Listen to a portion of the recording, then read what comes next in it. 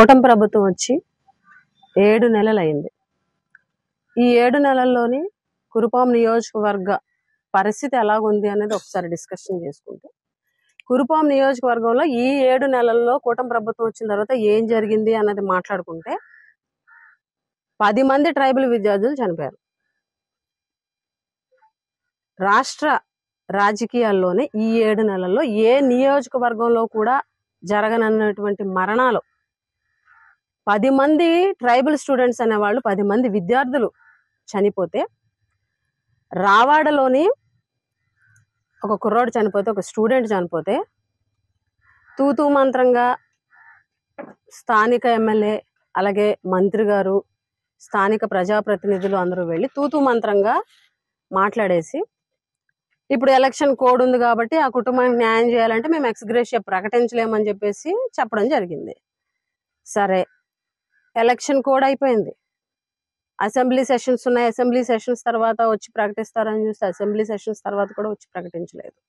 కేవలం ప్రభుత్వ నిర్లక్ష్యం వల్ల, అక్కడ ఉన్నటువంటి వార్డెన్ గారి నిర్లక్ష్యం వల్ల స్టూడెంట్ చనిపోతే, ప్రభుత్వ నిర్లక్ష్యం వల్ల కనీసం ఆ కుటుంబాన్ని ఆదుకునేటువంటి ప్రయత్నం కూడా చేయలేదు. ఈ రోజుటి వరకు అక్కడ ఉన్నటువంటి ఎవరి మీద కూడా ఎంక్వైరీ చేశారు. ఎంక్వైరీలో తప్పు జరిగిందని తెలిసినా కూడా ఎవరి మీద కూడా ఇప్పటి వరకు యాక్షన్ కూడా తీసుకోలే. 10 మంది విద్యార్థులు చనిపోతే పట్టించుకునే నాదుడు లేడు కురుపాం నియోజకవర్గంలో. విద్యార్థుల మరణాలు ఎందుకు జరుగుతున్నాయి ఏంటి అని చెప్పి కనీసం అఫీషియల్ గా ఒక సమీక్ష పెట్టినటువంటి పరిస్థితి లేదు అధికారులు కూడా. అలాగే ఈ నియోజకవర్గంలో డయేరియాతో చనిపోయారు. డయేరియాతో 2 ప్రాణాలు పోతే అక్కడ కూడా కనీసం పట్టించుకోలే. మేము పరామర్శకి వెళ్తే మేము వెళ్ళినప్పుడు అంతా ఫాగింగ్ చేస్తున్నారు. కనీసం వాళ్ళని పట్టించుకునేటువంటి నాదుడు లేడు. అలాగే వన్నాంలోని వాన సత్యంనాయుడు అనే వ్యక్తి ఏనుగు తొక్కేయడం వల్ల చనిపోయారు. దగ్గర చనిపోయి 5 నెలలు అవుతుంది. ఒక్క రూపాయి కూడా ఎక్స్గ్రేషియా అనేది ప్రభుత్వం నుంచి ఆ కుటుంబానికి అందలేదు. నేను ఇది ఎందుకు ఎత్తాల్సి వచ్చిందనంటే, పక్క నియోజకవర్గంలోనే చిన్నబొండపల్లిలోనే ఎక్కడో ఒక ఏనుగుతో చనిపోతే 24th ఎప్పుడో చనిపోతే 25th 10 లక్షల ఎక్స్గ్రేషియా అక్కడ ఇవ్వడం జరిగింది. మరి ఎందుకు కురుపాం నియోజకవర్గంలో చనిపోయిన 5 నెలలు అయినప్పటికీ కూడా 1 రూపాయి ఎక్స్గ్రేషియా మీరు ఎందుకు ఇవ్వలేకపోయారు? పోనీ కనీసం ఇస్తామనో ఇంకొకటో ఏమి కనీసం చెప్పినటువంటి పరిస్థితి లేదు. పట్టించుకునేటువంటి నాదులు లేరు. అలాగే కుక్కకాటుకు చనిపోయారు. కుక్కకాటుకు గతంలో చనిపోతే 40 లక్షలు ఇచ్చేయాలని చెప్పి డిమాండ్ చేసింది వీళ్ళే. ప్రభుత్వం నుంచి ఇచ్చారా? ఏదైతే ఏ నోటుతోనైతే మీరు డిమాండ్ చేశారో ఈరోజు అదే నోటుతో అసలు ప్రభుత్వాన్ని కనీసం ఇక్కడ ఉన్నటువంటి చనిపోతున్నటువంటి మరణాలు ఏదైతే ఉన్నాయో ఆ కుటుంబాలకి ప్రభుత్వ సాయం అందించండి అని కనీసం ప్రభుత్వ పెద్దలను కానీ ఎవరినైనా అడిగినటువంటి పరిస్థితి ఉందా? ఇంత దారుణంగా స్టూడెంట్స్ చనిపోతుంటే, ట్రైబల్ స్టూడెంట్స్ చనిపోతుంటే, మనుషులు ప్రాణాలు పోతుంటే, ప్రభుత్వ నిర్లక్ష్యం వల్ల మనుషులు చచ్చిపోతుంటే కనీసం స్థానిక ఎమ్మెల్యే పట్టించుకున్నారా? ఏదైనా అంటే వెళ్తున్నారు, ఫోటో పోజులు ఇస్తున్నారు, వచ్చేస్తున్నారు, అంతేనా?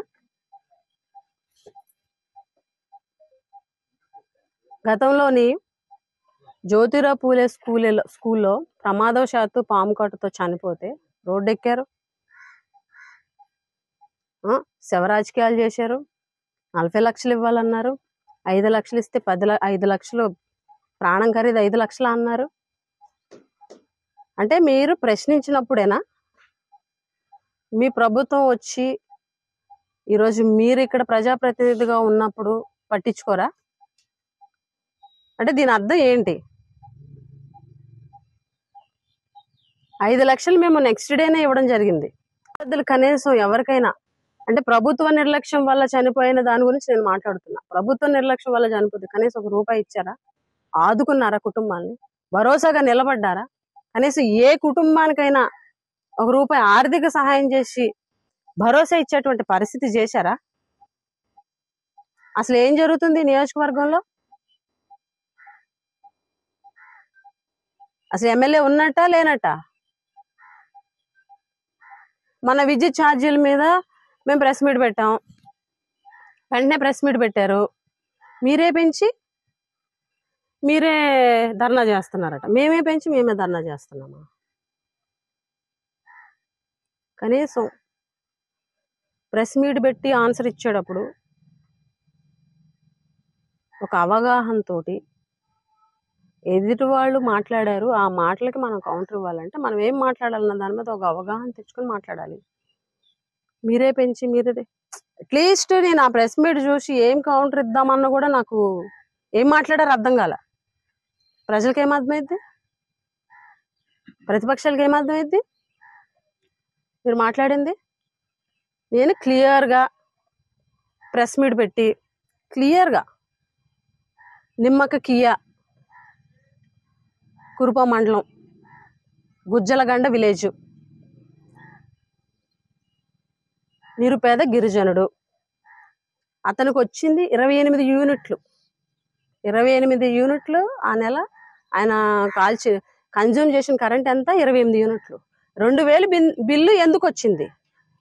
లిస్ట్ తీస్తే సంవత్సరం నుంచి ఎంత కట్టాలి, ఈ నెల ఎంత కట్టాలి, ఆ నెల ఎంత కట్టాలి అని చెప్పి సంవత్సరం నుంచి వసూలు చేస్తున్నారు. ఈ నెల బిల్లు వచ్చింది.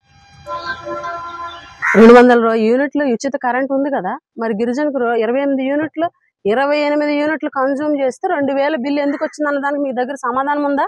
దానికి మీరు సమాధానం చెప్పాలి కదా. అలాగే కొండగొరి శ్రీరాములు జిఎం వలస టీకే జమ్ము